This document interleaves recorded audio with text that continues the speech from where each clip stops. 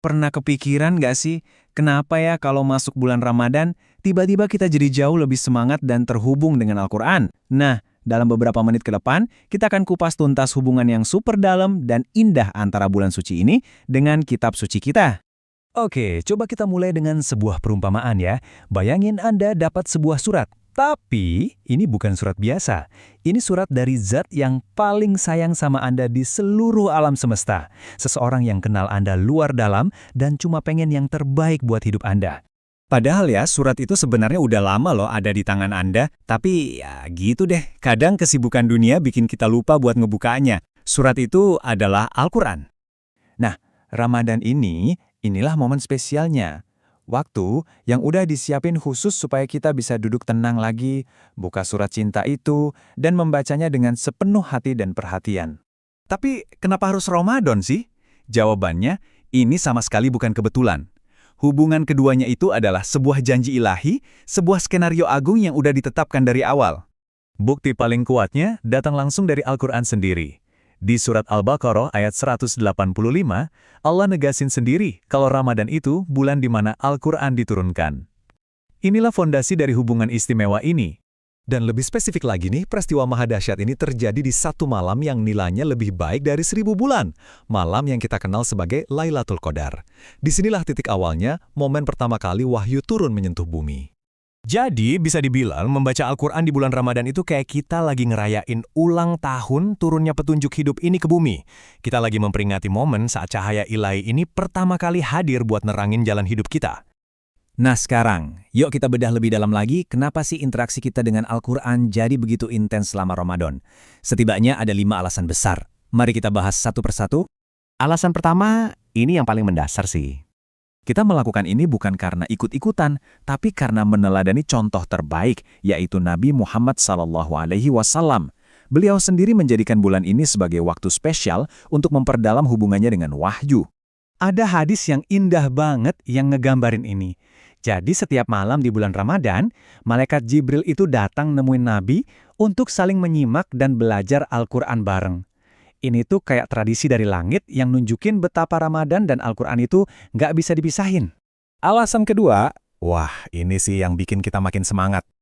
Di bulan Ramadan, setiap amal kebaikan itu pahalanya dilipat gandakan. Coba deh bayangin, ini tuh kayak lagi ada diskon pahala besar-besaran dari Allah, dan kita dikasih waktu sebulan penuh buat borong semuanya. Coba deh lihat perbandingannya. Di hari biasa aja, baca satu huruf Al-Quran itu pahalanya 10 kebaikan. Udah keren banget kan? Nah di bulan Ramadan, wow pahala itu dikali berkali-kali lipat.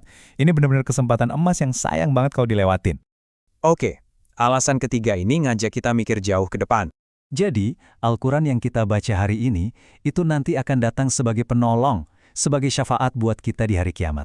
Setiap ayat yang kita baca, itu ibarat investasi akhirat yang bakal ngebela kita di hadapan Allah. Dan Ramadan adalah waktu terbaik buat memperbanyak investasi ini. Alasan keempat, ini kayaknya relevan banget ya buat kita yang hidup di zaman sekarang yang serba sibuk. Al-Quran itu punya kekuatan buat menenangkan hati yang lelah. Saat kita ngerasa gelisah, cemas, atau capek sama keadaan, firman Allah itu punya efek terapi yang luar biasa.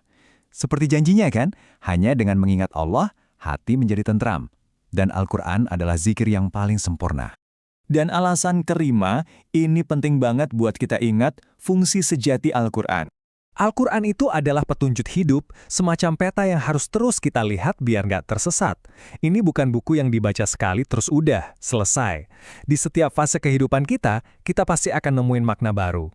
Nah, Ramadan itu momen terbaik buat kalibrasi ulang peta hidup kita. Oke, kita udah ngerti banget nih kenapanya. Sekarang pertanyaannya, gimana caranya? Gimana sih cara terbaik buat berinteraksi dengan Al-Quran di bulan yang super mulia ini?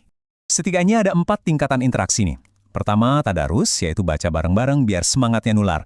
Kedua, tartil, bacanya pelan-pelan dan jelas, fokus ke kualitas bukan kuantitas. Ketiga, naik level ke tadabbur, yaitu merenungkan maknanya. Coba tanya, apa ya pesan ayat ini buat aku? Dan keempat, hatam, berusaha menamatkan 30 juz sebagai sebuah pencapaian spiritual. Biar kebiasaan ini nempel, ada beberapa tips praktis nih. Pertama dan utama, luruskan niat. Lalu, coba deh tetapkan waktu khusus tiap hari, konsisten itu kuncinya. Nggak usah muluk-muluk, mulai aja dari beberapa ayat biar nggak berat. Ajak keluarga baca bareng, ini bisa jadi momen yang hangat loh. Dan yang penting, pakai terjemahan, biar kita nggak cuma baca, tapi juga paham pesannya. Oke, sebagai penutup, mari kita kembali ke inti dari semua ini, ke esensi hubungan kita dengan Al-Quran. Coba deh renungkan pesan ini. Al-Quran itu bukan buku biasa. Ini adalah surat cinta dari Allah yang ditulis khusus untuk Anda. Setiap kali Anda membukanya, bahkan walau cuma satu ayat, Allah itu melihat Anda dan tersenyum. Karena di tengah semua hiruk-pikuk dunia, Anda memilih untuk mendengarkan firman-Nya. Jadi, pertanyaan terakhir untuk kita semua sekarang bukanlah lagi mengapa, melainkan bagaimana. Di bulan Ramadan kali ini, bagaimana cara Anda akan membaca surat cinta yang ditujukan khusus untuk Anda?